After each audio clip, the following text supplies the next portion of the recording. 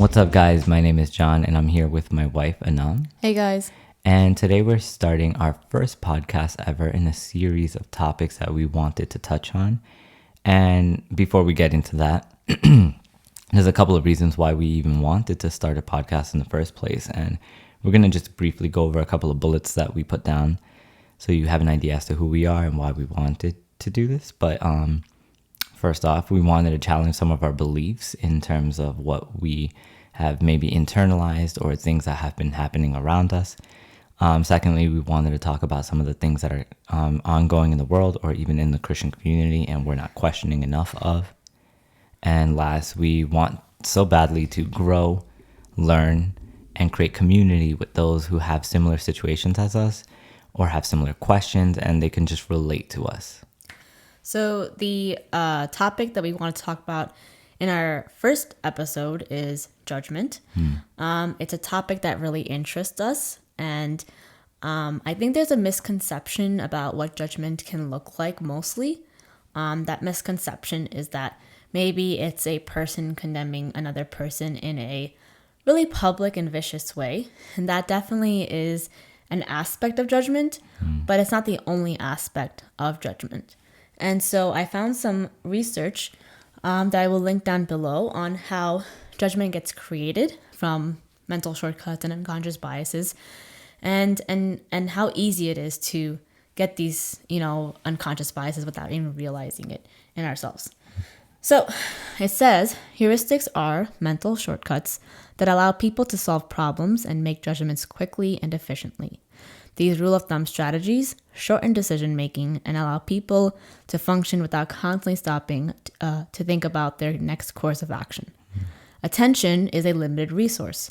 This means we can't possibly evaluate every possible detail in an event when forming thoughts and opinions. Because of this, we often rely on mental shortcuts that speed up our ability to make judgments, but sometimes lead to cognitive biases. Although people like to believe that they are rational and logical, the fact is that we are continually under the influence of cognitive biases. These biases distort thinking, influence beliefs, and sway the decisions and judgments that people make each and every day. So basically what it's saying is our brain is trying to be efficient and create mental shortcuts, which is really helpful in some ways, and then really unhelpful and actually harmful in other ways. Those mental shortcuts can become biases that can lead to potentially judgments on yourself, on people around you, or a group of people, whatever it may be, and it becomes extremely harmful. Yeah, thank you so much. And we want to tie it back to scripture, and the best place to go to that for is Matthew 7, in my personal opinion. It's not a fact, but because there are other instances, even in Matthew, that like Matthew, I think 7, 12, 15, so on. There's different versions of, judgment going on. But let's go to Matthew 7 to see an overarching theme of what that could look like and how to handle it. So I have here, and it says Matthew 7, chapter 7, verses 1 and 2. And that's really all we'll need for now. Do not judge, or you too will be judged. For in the same way you judge others, you will be judged. And with the measure you use, it will be measured to you. And so I kind of want to talk about a story that happened some time ago in my life. And but just to kind of give some context to it, I kind of grew up with this dualistic identity situation where there is just so much in my family, like Black, Spanish, so on. And I grew up kind of identifying as multiple things. And I had my Black friends and I had my Spanish friends. And this was I was in high school. And both of those friend groups treated me like family. Like we would go to each other's houses. They would treat me like amazingly. Their parents were very caring towards me and such. But it was something that I often faced. I didn't necessarily know if I fit into one group more than the other, but these were also things that I didn't try to touch on too often because I lived in New York, and I guess maybe it's naive, but I didn't really see a whole lot of division all the time at that age. It kind of just felt like what people call it to be, which is a melting pot. And so I wasn't really looking for those boundaries to be drawn because I didn't think they existed, or I didn't know of their existence. But yeah, I started attending a church that was predominantly Spanish, or mostly. I think it was almost all Spanish. And a lot of the people there were super affirming and loving, especially because some of the Spanish people within that church were family friends of ours at this point, or of mine. But things kind of started getting complicated, and with context to the whole Matthew 7 judging verse, I felt judged by some that belonged to that church. And I wasn't a saint by any means, and I wouldn't ever claim that. I think I went through my share of difficulties, and a lot of the people there were actually very affirming and caring, and they would even talk to me through some of these situations, which was so sweet. But some of the people within the church, they would see these instances, right? And they would pair it with their, I guess, preconceived notions of their understanding of what it is to be a young black male. And they would justify some of the negative things they would say to me, or some of the negative ways they would treat me, with the fact that I was of a certain complexion or had a certain hair type, and I was also messing up in certain ways. And it was pretty unfortunate. So yeah. One moment that I saw this kind of like prejudice take place and really root itself was when somebody within the church community called me a monkey behind my back. And I don't have any ill will towards the people in that church at all. But I think that took a toll on me because it started this avalanche of self-hatred, or even internalized racism that I didn't even know that was a word before a couple of months ago, you know? But yeah, this person called me a monkey, and it made me, and the worst part about it was the fact that that wasn't the end all be all. It was mostly because it was kind of in the context of, why would you want to be around this person if they're like this, you know, in reference to my skin color and such. And was this the first time you experienced racism in that church, like at least explicit racism, or did you start thinking like, was this happening prior to this specific situation? I think there was a buildup. There was an obvious tension, and I never knew what it was, which was kind of sad because you always think you're so cool and you're edgy and you're like making a difference because you're like so different, and then all of a sudden it's like, bam, sorry, rejected. You're not making as much of a difference as you thought you were in terms of like apparently positivity in our lives. You're more so a nuisance kind of a thing. Yeah, and then they're also judging you then because you are black, and they're calling you something that's extremely demeaning and so derogatory.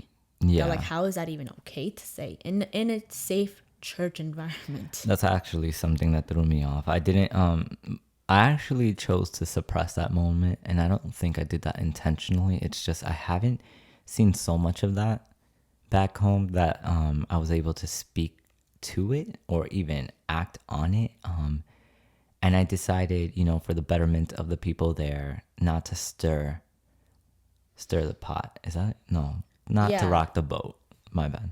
But that's insane that your first reaction was, wow, let me not bring on more chaos Yeah. There's already internal chaos at that point if someone had to call you Definitely. that term. Yeah. But you're like, okay, let me not add to that. And Basic. that's a lot for a young teenage, man to take on. Yeah. I appreciate that. I don't know if that was a compliment, but yeah, I felt like it was difficult to navigate around that, especially because I mean, I wasn't gonna like, I felt like if I reacted, it wasn't gonna look good. I was gonna possibly lose some of my friends, or maybe it would be complicated and people wouldn't be able to understand my point of view because like not many people there really looked like me and had my background and such. And so I kind of felt like I was skating on thin ice if I were to do something if I were to do something, that ice would crack. Were you scared that if this term was used towards you, were you scared that other people were thinking like this towards you? At the moment, yeah, no, I felt like it was an isolated event and that person was maybe frustrated at me or something of the sort. But it slowly did start to creep in that like this is not just an instance, this is more. There's an underlying tone here. And then I guess another question is like, did you ever in that time of your life when that happened, did you ever tell anyone that this happened? I can't recall right now because I again chose to suppress it, and so like bringing more light to the situation would have probably been problematic. Yeah. So yeah. But yeah, that wasn't the only instance either. The other one that I kind of wanted to speak on, at least within the church community, but this has not been specifically only in a church context. This has happened to me outside of that all. But like the second one within that, and I highlight it because church is supposed to be a safe place and we're supposed to make it, And by the way, we're not saying all churches No. are like this. No. There's a specific group of people in this specific church 10 years ago that made it, difficult unsafe. for me. Yeah. And even with that, again, I know that you already said it, but I'm emphasizing the fact that it was very few people, but man, a couple bad apples, could. Especially towards, again, an impressionable young teenager, like a young adult. At that moment, I don't think I knew exactly who I was for me to be fending for myself. But yeah, the second instance was a little more dynamic. So like we went upstate, I believe, to a camp retreat. It wasn't too far off, but within that camp retreat, I was playing soccer and I was with my buddies and everything was good. And it was just a good time. But in the match that we were playing, and I think we played several, but like within some of the last matches or within the last match, the ball went to like, I don't know, the corner of the gym. And it's pretty awesome because like if you've ever played soccer in a cancha, it's just like, whoo, nice. Even though I know people love turf, I'm just like an indoors kind of a person. Things got heated because I went to go I went after the ball to try to secure it and get it back to my team. And somebody was making their way there too. And sorry, it's a little hard, or it's a little oof. But yeah, I just remember the person, once we finally got to the corner, there was almost like no way to get out. And I think I secured the ball. And the person had tripped me. And I remember that he put his hands on my chest and pushed. And I fell into a whole bunch of metal chairs. And then he proceeded to call me the N-word. And I think that was like the hardest ER I've ever heard, like including media, it was a very tough thing to understand right then and there, because at that point I had already understood that like maybe one person feels this way about me, but now I'm like, whoa, this person's my age, or like I'm around this person often enough. I never knew he felt this way. you're interacting with this person Yeah. enough in church. And he's actually like, I don't know if he was an elder at that point, but he was respected. Like everyone in the community He was, in respected terms of him. hierarchy, let's say he had a bigger role in the church. Definitely. I mean, I was just, attending kind of a thing. Yeah. And like from time to time, I would help in the ways that I could, which wasn't all that often. I was just more so there to like, be relational. But he definitely had a role. And it was hard because I basically did it again. I suppressed, but this time I had more of a intrinsic battle with myself. I was kind of like, man, if you don't react right now, you're basically accepting this. But I knew that if I reacted, because I've gotten into situations in the past, they would just count this towards who they already thought I was. They would basically use the situation, be like, regardless of what you were called, you reacted in this way, so we're going to hyper focus on that. Yeah. Instead of that, again, derogatory term that was used against you that shouldn't have been allowed. Yeah. They would have probably... Shouldn't have been said, and there should have been repercussions for that person. Yeah. But you kind of felt like there probably weren't going to be repercussions for that person. Yeah, definitely not. And I don't even advocate like getting into a fight. And this was back then. Yeah, for me specifically, I wouldn't have advocated for me to have gotten into a fight over this situation. And I know other people feel differently, but I think just staying quiet on it was definitely not the answer. So like when that happened, the exact moment that happened, like what did you feel? I was so disturbed. I more shocked than disturbed. I thought this person had a problem, not me. And it's complicated because even though I didn't pin it as like a me problem, it still had its impact on my life.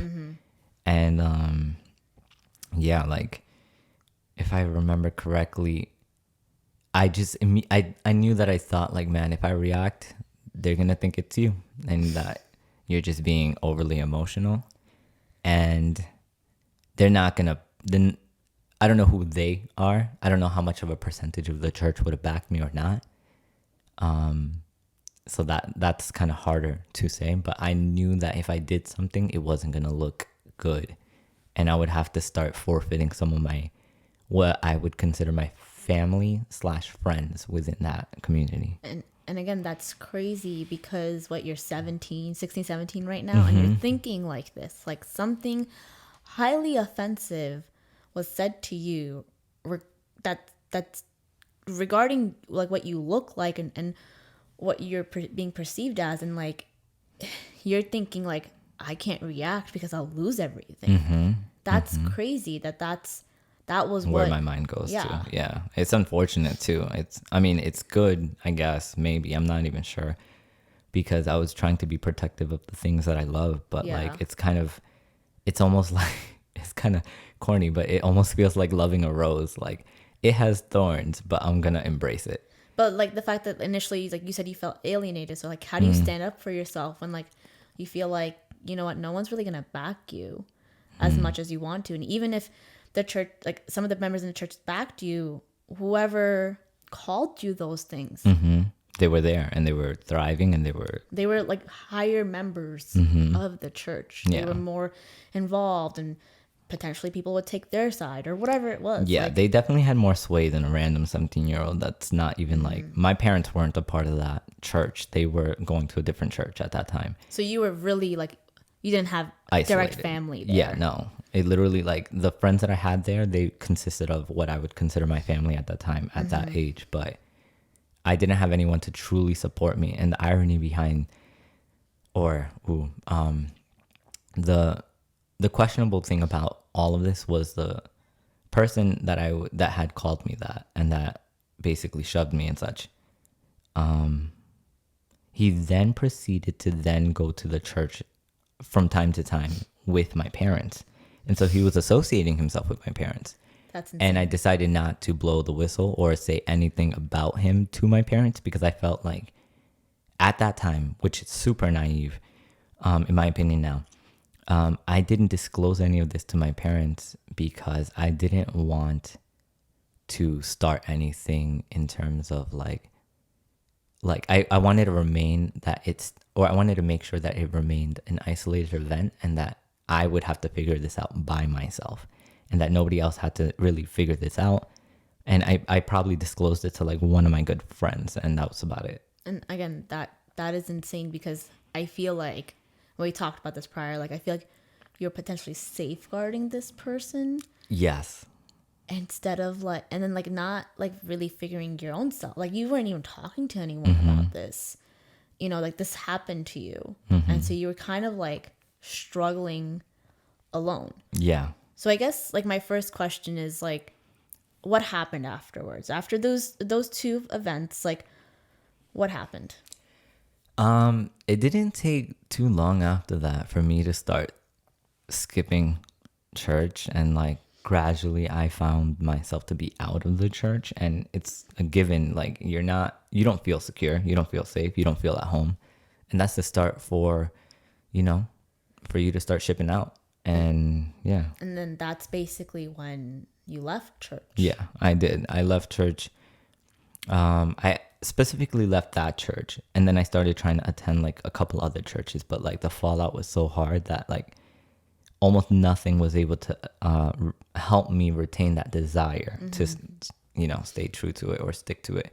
And that then spanned like maybe 8 to 10 years of me not really being in anything.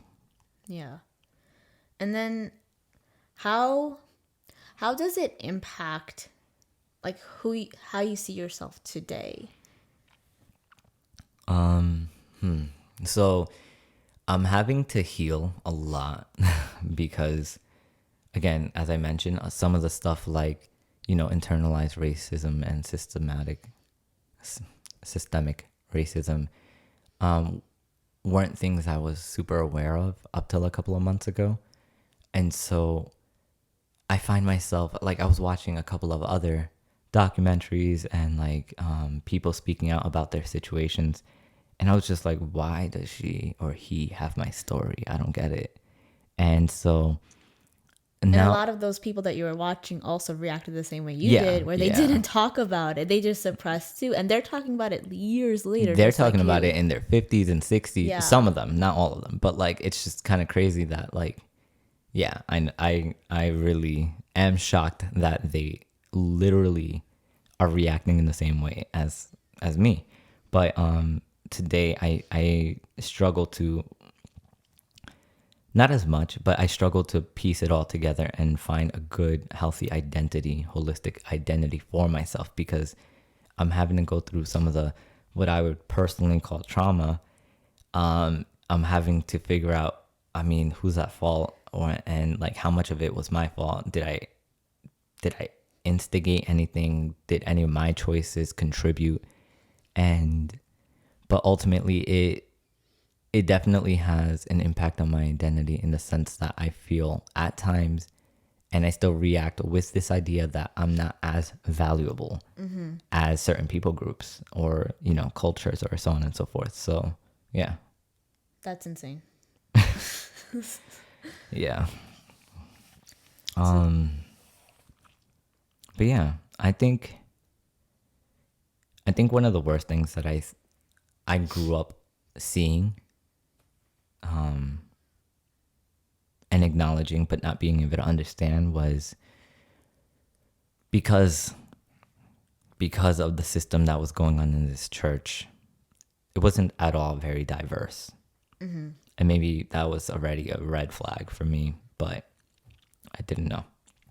And again, that doesn't mean it's your fault. Yeah. It's just, unfortunately, yeah, nowadays, lack of diversity can lead to some people having this bias that can lead to judgment, that can lead to racism, sexism, prejudice. Yeah. That then they act out on. And yeah, as you said, it's unfortunate. I didn't, like, if I would have known, maybe I would have been able to do more about it. But like, life, you figure it out later on, kind of a thing. But you don't always have to. I'm just saying, you could definitely listen to those around you and, But one of the things that I started to look back at was, and this one's kind of hard, but like, not only did it shock my walk with Christ and how I perceived a Christian family and like how I even perceived the world, because I mean, like, bro, this is supposed to be the safe place, quote unquote. How is it not? This is like God's people. Yeah, technically. I mean, I feel like everybody's God's people, but I do feel These like are people proclaiming Yes. Jesus to be God.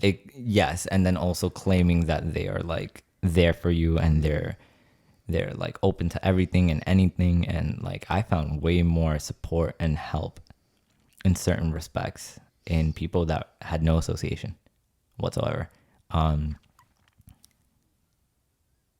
Yeah, like this is a throwback, but like I worked at a Trader Joe's at some point, and I think some of my managers were like some of them weren't even, I mean, most of them weren't Christian, but they like a lot of them were very affirming and and they didn't care about all the different nuances in my life or what I believed or anything. It's just like, bro, you're you. That's it. That's all there is to it. And I'm like, wow, that is crazy. They were more inclusive and accepting of you. Yes. Than those specific few within that church. Yeah. That's what I mean to say. I still feel like the other percentage of the church, they were chill. But yeah, one thing that I struggled with, which I'm not touching on, but I need to, is it distorted my image of what a black male is and his value. Wow. Yeah. Because, and this is crazy, not every black male, just me.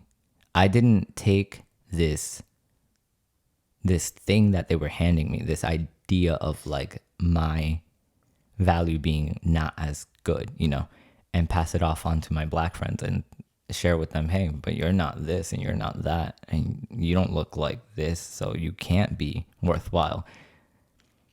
I again did this whole almost like shock absorption thing where like I took it in for myself.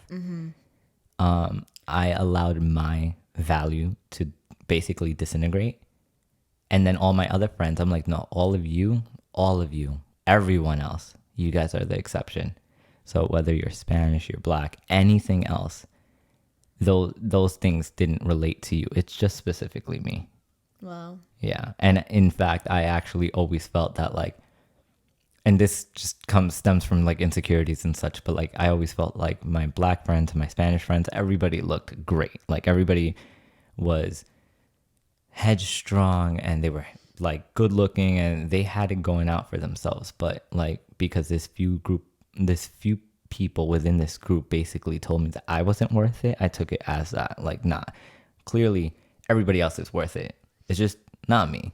Yeah. So yeah. Whew, that's heavy.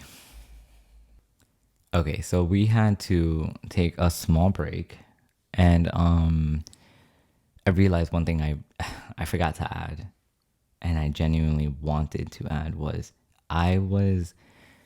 in my opinion, I was genuinely committed to the idea of belonging to that church. Although that may have not always looked the case, I thought, man, I just want to be involved. I want to do stuff. And it didn't always necessarily, in my mind, look like playing a specific position, such as like, I don't know, counting money, or I don't know. Those are the things that are coming to mind. But like, I wanted it to be this relational experience. I wanted to be able to share my diversity and the type of Spanish that I was. I also wanted, I even sometimes brought my friends that didn't speak Spanish to the church and tried to like bridge that gap of like that dualistic identity that I had. And so like I wanted this collaborative, relational experience where like all my friends were there, kind of a thing. That was I think that was hard for me to do at a young age, but I don't think it's impossible whatsoever. But I don't think that opportunity was truly there for me, especially because they were already, there was people set out to kind of like create those boundaries. And so I think this is where integration and inclusivity is extremely important. And so yesterday we actually went to church and listened to a sermon that honestly was not a coincidence. Mm-hmm. We actually talked to the pastor about it, about how we're gonna record this podcast, and this is what we needed to bring it all together. And so we thanked him for that. Mm-hmm. But he brought up Isaiah 2, Acts 11, and churches nowadays. So in Isaiah 2, he said, what Isaiah says, or Isaiah sees, is a vision of a church that is from all nations and from all walks of life. So that's like God's church. So they're from every ethnicity, every culture. It's just all coming together. Mm-hmm. All people are coming together to worship God. Mm-hmm. In Acts 11, you see it come to fruition. There's a church in Antioch where people travel from all over to commune, to fellowship with one another. Again, different races, cultures, ethnicities, mm-hmm. Genders, whatever you can possibly see, like it's coming together to commune and fellowship with God. But then the pastor asked, like, what are churches now? Where are they now? And he's saying they're super segregated. He even quoted a quote from Martin Luther King Jr., where Martin Luther King Jr. said, Sunday at 11 o'clock a.m. is the most segregated part, or is the most segregated time in America. In Christian America, yeah. And that's crazy, because I do see a need to have these types of churches. But then what happens when there's situations like this, where you identify as Spanish and Black, but you're going to a Spanish church and they don't accept you, or certain members of the church don't accept you. Yeah. And that can really destroy someone's relationship with the church, even if a few members do that. So if God's churches should look like what Isaiah 2, sees, what Isaiah sees in Isaiah 2, and the church described in Antioch, why does it look like this in our time now, super segregated? And so what we want to highlight too is whatever people group we surround ourselves with, that's where we can create, retain, and foster an unconscious bias. So again, I think culture is awesome. Being around your own ethnic group and race and gender, and that's awesome. But then we should also try to be around people who are not like us, like the same skin color as us. They don't speak the same language as us. They don't eat the same foods as us. And I think that's where diversity, exposing yourself to that diversity, that's where you can start combating these unconscious biases that can then lead to judgment, that can then lead to racism, prejudice, sexism, and so on and so forth. I know you wanted to read a specific text from a book that you have. And just a little bit of context, we all have an unconscious bias. So it's not like I'm telling my story and I've never had these instances where I've sized somebody else up by the same ways that maybe somebody else has sized me up, you know? But that led us, like, throughout this entire month, we were kind of like looking into this deeply because we really wanted to speak to what it is to judge. We've seen so many people get judged and be hurt by it. We've also judged people. We've also been judged. And it's kind of like, man, how do you even figure out where to start and how to stop it?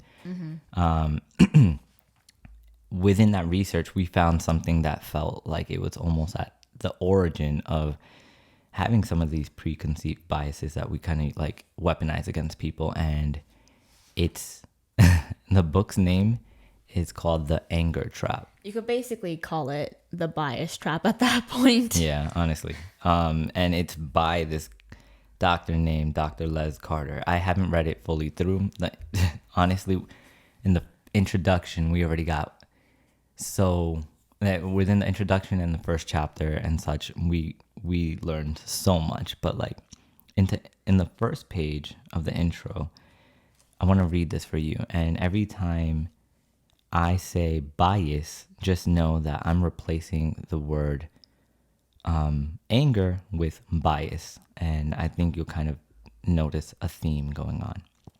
But let me read it. So he starts off with, for instance, exploration of anger can lead to discovery about, For instance, exploration of bias can lead to discovery about hidden insecurity, fear, misassumption about control, the role of spiritual strength, raw selfishness, and myths that have been accepted as truth. It can prompt us to look deeply into our methods of communication, and it can challenge us to ponder the roles of love, respect, understanding, and forgiveness. We added, and reconciliation. There is a distinct difference between those who are able to find success in taming their biases and those who remain stuck in its clutches. Those trapped by their own biases persistently attempt to force others to meet their demands before they can find peace, whereas those who find release from anger or bias do not. Finding victory over the ravages of bias or anger are contingent upon a powerful willingness to peer into one's personality, asking such questions as, why do I feel as I do? What do my biases or anger responses say about my most basic guiding beliefs? Where does the ability to change come from? And what adjustments could I make even if my entire world remains as it is? And I think the crazy thing is just replacing anger with bias. Yeah. How it kind of sounds synonymous, honestly. Yeah. And so it's just basically asking us to first introspect. Where am I potentially, like, where do I potentially have these unconscious bias or these thoughts that are harmful to me or other people? Being honest about the biases that you have, being self-aware about it, and then even accepting that we have the biases and we're willing to change and reconcile with whomever we've hurt, right? The other thing that the pastor said, and we also agree on, is exposure to other people, to people who don't look like us. And so there's a bunch of studies that I actually teach about that talk about how in our brain, unconsciously, the sympathy part of our brain or the empathy part of our brain lights up when we see the person who looks like us be in pain. So we empathize with people who are in pain who look like us. And unfortunately, the same part of the brain doesn't light up towards people who don't look like us who are in pain. However, if we expose ourselves to people who do not look like us, over time, that empathy part of our brain unconsciously does light up towards people who do not look like us and who are in pain. So we can, combat unconscious bias, not just, thinking about all these things, but also exposing ourselves to people, again, who don't look like us, who don't speak the same language as us, who don't dress like us, who don't even maybe think like us. I think exposing ourselves to anyone other than what we are, and what we deem safe. Yeah, is how we can combat unconscious bias. And I think the last couple things are believing that the body of Jesus Christ is fully inclusive. So we want to end off with, Jesus did not come just for Christians. He came for everyone. So we need to treat everyone like they are your brother and sister. And coincidentally, I'm reading this book that our friend gave to us. And I'm also reading the introduction to the book. And the author just says this: because I am Christian, because I carry the name of Christ, his name is my name. So that just basically means we want to embody Christ to the fullest. And so we should combat these things so we uphold Jesus' name. And I think that's basically it. Yeah. Well, feel free to drop any comments or even questions in the chat below. The comment section below. Now, this is AOL Messenger. I know what I'm talking about. But yeah, feel free to subscribe, and comment and question. Let us know what you guys think of this topic. Let us know any other things that you want us to talk about in the near future. We have a bunch of things already lined up. We're super open to other ideas. Absolutely. And let us know if you have dealt with these judgments, biases, if you yourself have experienced it, if you were the one on the receiving end of it. And yeah, let us know even if you've dished it out, just to clarify, there is still room for growth. We all do it, so just know it's not just you. There's always restoration to be had. Yeah. Awesome. I think that's basically it. Sorry. They're also missing out on arroz con mandules. I'm just saying. I think we should start over. Why? I feel nervous.